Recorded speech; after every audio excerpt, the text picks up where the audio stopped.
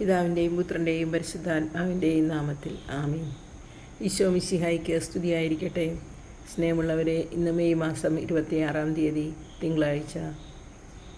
സുഭാഷിതങ്ങൾ ശ്രവിക്കുവാനും അതോടൊപ്പം അപ്പസ്തോല പ്രവർത്തനത്തിൻ്റെ ഏതാനും ഭാഗം ശ്രവിക്കുവാനുമായി എന്നോടൊപ്പമായിരിക്കുന്ന നിങ്ങളെ ഏവരെയും ദൈവനാമത്തിൽ ഞാൻ സ്വാഗതം ചെയ്യുന്നു.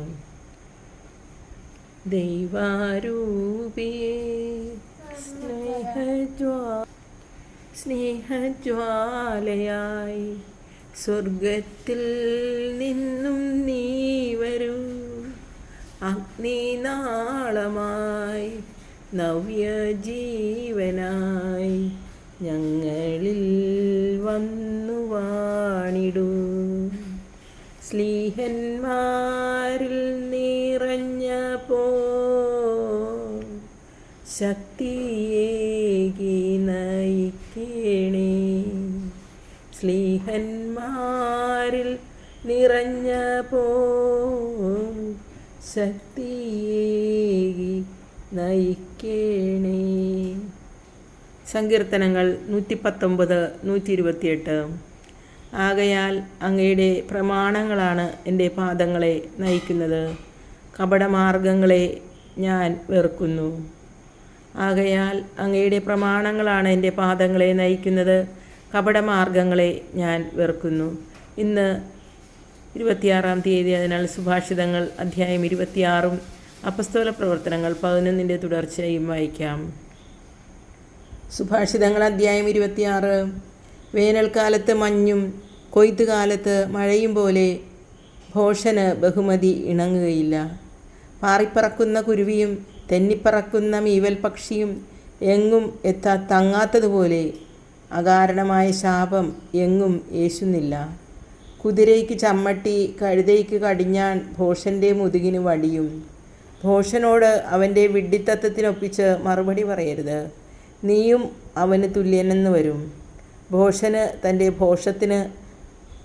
ഭോഷത്വത്തിന് തക്ക മറുപടി കൊടുക്കുക, അല്ലെങ്കിൽ താൻ ജ്ഞാനിയാണെന്ന് അവൻ വിചാരിക്കും.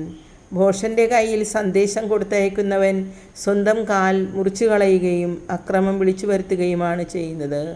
നിരുപയോഗമായി തൂങ്ങിക്കിടക്കുന്ന മുടന്തുകാല് പോലെയാണ് ഭോഷന്മാരുടെ നാവിൽ ആപ്തവാക്യം.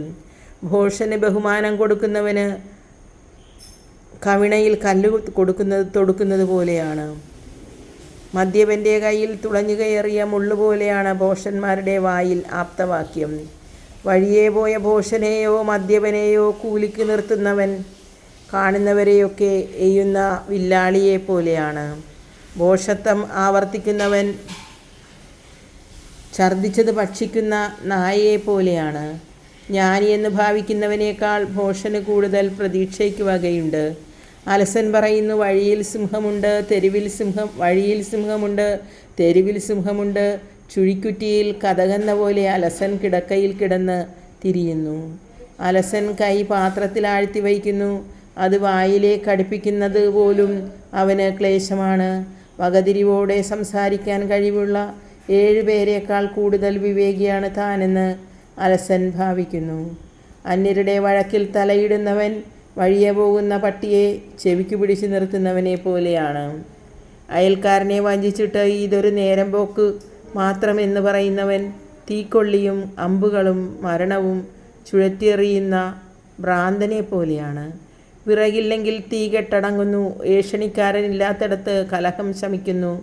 കരി കനലിനെയും വിറക് അഗ്നിയെയും എന്ന പോലെ കലഹപ്രിയൻ ശണ്ട ജ്വലിപ്പിക്കുന്നു. ഏഷണിക്കാരൻ്റെ വാക്കുകൾ സ്വാദുള്ള അപ്പക്കഷ്ണങ്ങൾ പോലെയാണ്, അത് ഉള്ളിലേക്ക് ഇറങ്ങിച്ചെല്ലുന്നു.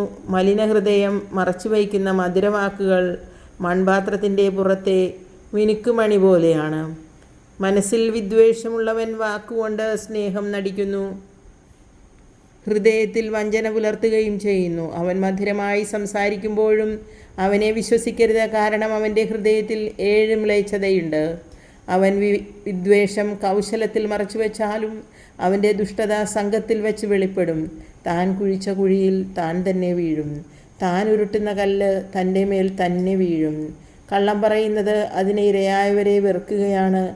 മുഖസ്തുതി പറയുന്ന നാവ് നാശം വരുത്തി വയ്ക്കുന്നു. കർത്താവിൻ്റെ വചനം.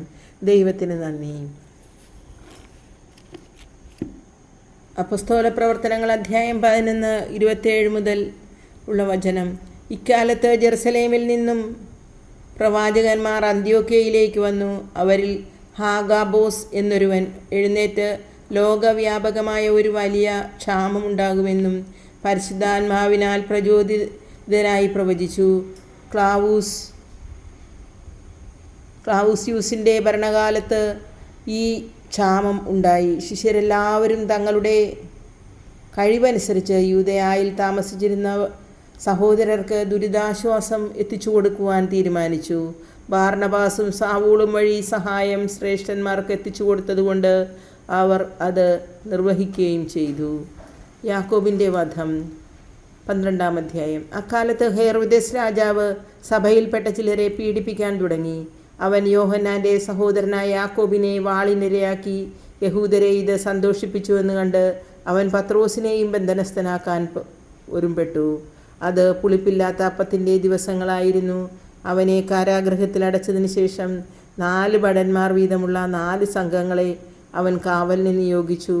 പെസഹ കഴിയുമ്പോൾ അവനെ ജനത്തിൻ്റെ മുൻപിൽ കൊണ്ടുവരാമെന്നായിരുന്നു അവൻ്റെ ഉദ്ദേശ്യം. അങ്ങനെ പത്രോസ് കാരാഗൃഹത്തിൽ സൂക്ഷിക്കപ്പെട്ടു. സഭ അവനു വേണ്ടി ദൈവത്തോട് തീക്ഷ്ണമായി പ്രാർത്ഥിച്ചുകൊണ്ടിരുന്നു. കർത്താവിൻ്റെ വചനം.